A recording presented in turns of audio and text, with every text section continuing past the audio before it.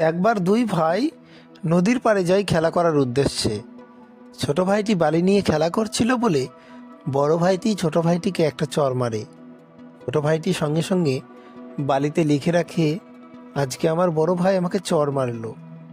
কিছুদিন পর তারা আবার ওই নদীতে খেলতে যায়। সেই দিন ছোট ভাইটি ডুবে যাচ্ছিল। বড় ভাইটি ছোট ভাইটিকে বাঁচালো। ছোট ভাইটি পাথরে লিখে রাখে, আজকে আমার বড় ভাই আমাকে বাঁচালো। তখন বড় ভাই ছোট ভাইকে জিজ্ঞাসা করলো, যেদিন তোকে চর মারলাম তুই বালিতে লিখলি, আর আজকে বাঁচালাম তুই পাথরে লিখলি কেন? তখন ছোট ভাই বড় ভাইকে বলছে, যদি কেউ কষ্ট দেয় তাহলে সেটাকে বালিতে লিখে রাখা উচিত, যাতে আমরা দ্রুত ভুলে যাই।